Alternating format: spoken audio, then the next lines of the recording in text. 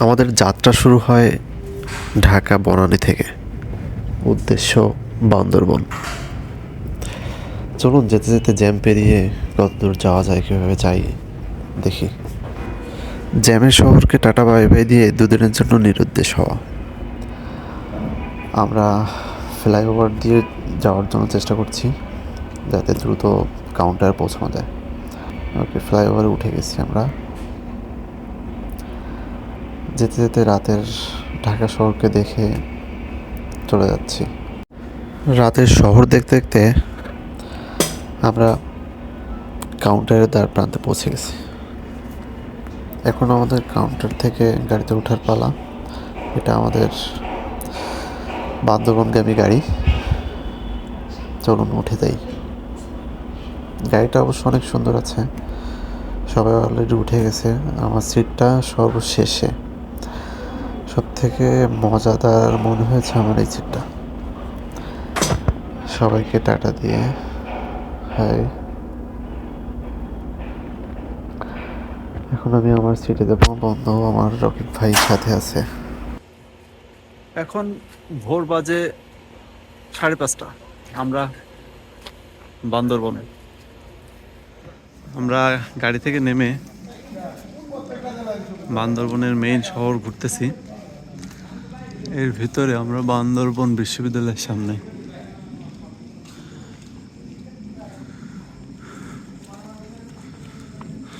আমাদের টিম মেম্বাররা সামনে আছে। চলুন যেতে যেতে কত দূর যাওয়া যায় দেখি। এখন আছি বান্দরবন পৌরসভার সামনে।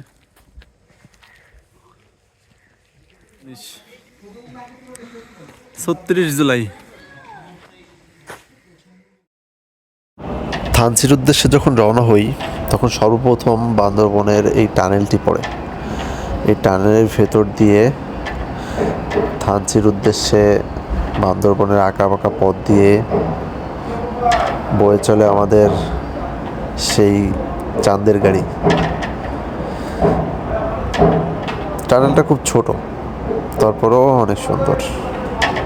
চলুন এখন যেতে যেতে দেখি বান্দরবনের আঁকাবাঁকা পথ কিভাবে আমাদেরকে আকৃষ্ট করে।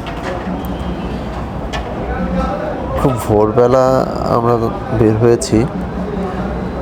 এখানে একটা ঝিরির উপরে ছোট ছোট কালভার্ট করা লোহার তৈরি আর কি। পার হয়ে যাচ্ছি এক এক করে। ওই উপরে জুম ঘর। বান্দরবনের পাহাড়ি জনগোষ্ঠীরা জুমের ঘরে থাকে।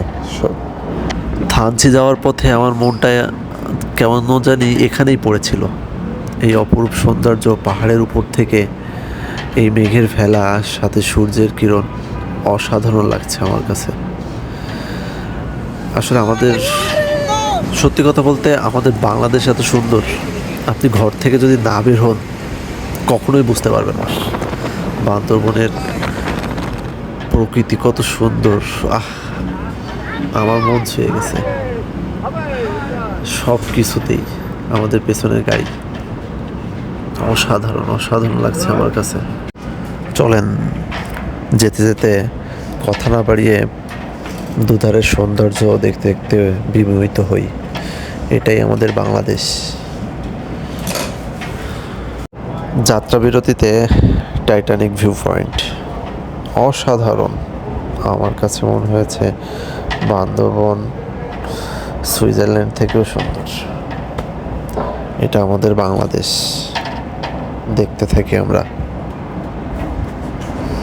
যেতে যেতে টাইটানিক ভিউ পয়েন্টে যাত্রা বিরতি একদম অসাধারণ। আমার কাছে মনোমুগ্ধকর একটা পরিবেশ। তারপর ডাবল হ্যান্ড, দুই দিকে দুটো হাতের মতো, সাথে আকাশের মেঘ, সাদা মেঘ আর পাহাড়ের খেলা। অসাধারণ প্রকৃতি। ডাবল হ্যান্ডের ভিউটা আমার কাছে অসাধারণ লাগছে। তারপর পাহাড়ের ঢাল বেয়ে যখন আমরা নিচের দিকে নামি, আবার উপরে উঠি, মনে হচ্ছে যেন গাড়িটা উল্টে পাহাড়ের ঢালে যেয়ে পড়লো। কি অপরূপ সুন্দর একটা প্রকৃতি। মেঘের ভেলায়, পাহাড়ের গা ঘেঁষে গাড়ি চলা, আপনি আপনার বাসা থেকে না বেরোলে বুঝতে পারবেন না বাংলাদেশ কত সুন্দর, বাংলাদেশের প্রকৃতি কত সুন্দর। ইট পাথরের দেওয়াল ছেড়ে সবুজ অরণ্যে যখন মুক্ত বাতাসে যখন উড়ে বেড়ানো হয় তখন মনটা প্রফুল্ল মনে হয়। চলুন ঘুরে আসি কোনো অজানা, দেখতে থাকি আমরা।